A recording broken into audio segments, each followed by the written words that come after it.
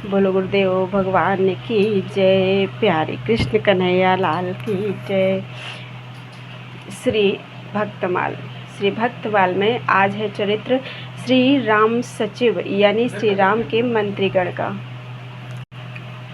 दृष्टि विजय जयंत नीति पर सुचिर विनीता, राष्ट्र वर्धन निपुण सुराष्ट्र परम पुनीता।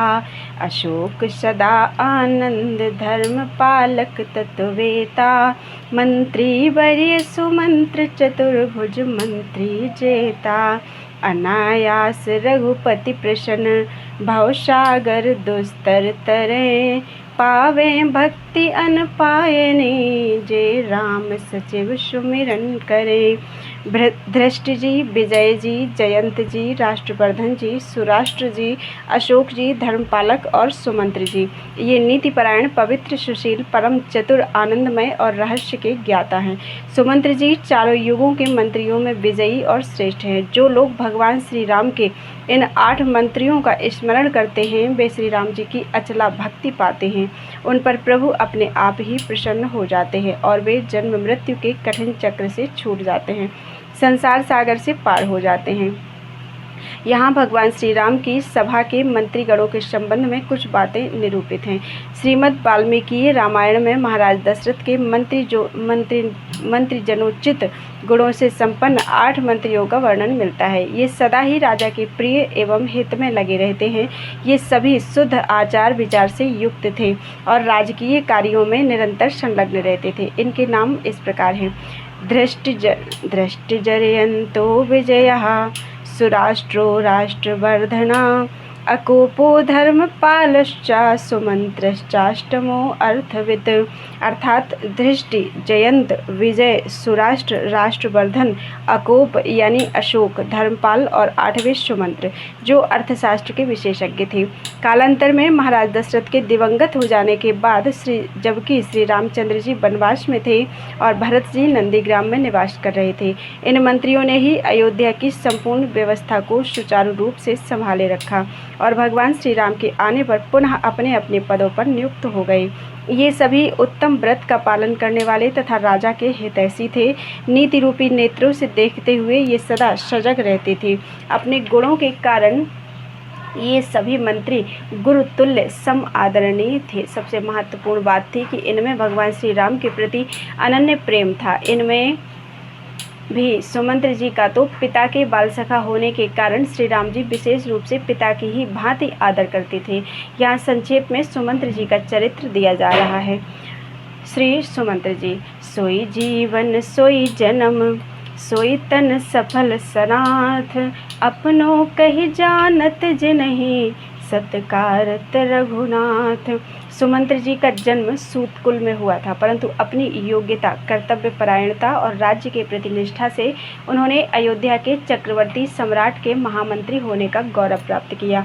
अयोध्या सम्राट महाराज दशरथ जी के ये बालमित्र थे, सखा थे और महाराज के निजी सारथी भी थे। इनकी सम्मति से ही महाराज राज्य के सब कार्य करते थे और सभी राज्य सेवकों के ये अध्यक्ष भी थे। यात्रा, विवाह, राज्याभिषेक आदि जितने भी बृहत् कर्म अयोध्या में होते थे उनकी पूरी व्यवस्था सुमंत्र जी ही करते थे। श्री रामचंद्र जी पिता के इन सखा एवं मंत्री को पिता के समान ही आदर देते थे। महारानियां भी सुमंत्र का सम्मान करती थी, परंतु इन सबसे बढ़कर उनके चरित्र का जो अत्यंत उज्ज्वल पक्ष है वह है उनका श्री राम प्रेम। गुरु वशिष्ठ जी से आज्ञा लेकर महाराज दशरथ ने सुमंत्र से सम्मति ली और श्री राम को दूसरे ही दिन युवराज पद देना निश्चित हो गया। सुमंत्र उस महोत्सव का प्रबंध करने में लग गए, किंतु दूसरे दिन प्रातःकाल महाराज बहुत देर तक राजभवन से निकले ही नहीं। सुमंत्र ही अंतःपुर में जाकर महाराज को जगा सकते थे। सुमंत्र भीतर गए। उन्होंने कूप भवन में भूमि पर मूर्छित पड़े हुए महाराज को और पास बैठी रोष की मूर्ति कैकेयी को देखा। यहीं से उनकी व्यथा के अपार समुद्र का प्रारंभ हो गया। कैकेयी के कहने से वे श्री राम को वहां बुला लाए। कैकेयी के मुख से उन्होंने श्री राम को वनवास देने की बात सुनी और एक शब्द तक व्यथा के मारे उनके मुख से नहीं निकल सका। श्री राम भाई लक्ष्मण और जानकी जी के साथ वन को चले। महाराज की आज्ञा से सुमंत्र ने उन्हें रथ पर बैठाया। श्रृंगवेरपुर तक रथ आया। श्रृंगवेरपुर में गंगा तट पर श्री राम ने अपनी घुंघराली काली अलकों को बट के दूध से चिपकाकर जटा बना लिया। सुमंत्र का हृदय फटा जाता था। उन्होंने महाराज दशरथ का संदेश सुनाकर श्री राम को लौटने के लिए कहा। श्री जनक राजकुमारी को वन के क्लेश बताकर अयोध्या चलने की प्रार्थना की, किंतु कोई फल नहीं हुआ। श्री राम और वैदेही तो सदा से उनको पिता की भांति मानते आए हैं। आज भी वही सम्मान, वही आदर, वही संकोचपूर्ण विनय, किंतु कोई भी लौटकर साथ नहीं चलना चाहता। सुमंत्र ने बहुत प्रयत्न किया उसे ही वन में साथ चलने की अनुमति मिल जाए, पर ऐसा कब संभव था। सुमंत्र की दशा क्या हो गई। बहुत प्रकार समझा बुझाकर श्री रघुनाथ जी ने उन्हें लौटाया, पर सुमंत्र लौट न सके। वे बार बार लौटाते थे। केवट ने नाव चला दी। अयोध्या के जीवन धन बन चले गए। जब निषादराज कुछ दूर राघव को पहुंचाकर लौटे, तब उन्होंने जल से बाहर पड़ी मछली की भांति तड़पते सुमंत्र को देखा। साथ में 4 सेवक देकर किसी प्रकार उन्हें अयोध्या लौटाया। सुमंत्र की अंतर्वेदना का पार नहीं है। वे क्या मुख लेकर अयोध्या जाएं। पुरवासियों को, सेवकों को, महारानी कौशल्या को और महाराज को कौन सा संवाद सुनाएं। किसी प्रकार अंधकार होने पर वे नगर में गए। रथ राजद्वार पर छोड़कर भवन में प्रवेश किया। उस समय उनकी वाणी विकल हो गई। कानों से सुनाई नहीं पड़ता, आंखों से दिखाई नहीं देता। वे सबसे पूछते हैं, राजा कहाँ हैं। सुनई न श्रवण नयन नहीं सूझा, कहाँ हूँ कहाँ नृप तेहि तेहि बूझा। वे किसी प्रकार महाराज के पास पहुँचे। राम का संदेश कहने का उन्होंने बहुत प्रयत्न किया, महाराज को धैर्य देने का प्रयास किया, किंतु उन्हीं का हृदय हाहाकार कर रहा था।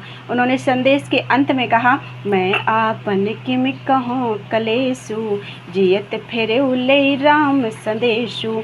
महाराज दशरथ ने शरीर त्याग दिया। अयोध्या अनाथ हो गई। सुमंत्र धैर्य धारण न करें तो उनके हृदय धन श्री राम का साम्राज्य व्यवस्थित कैसे रहे।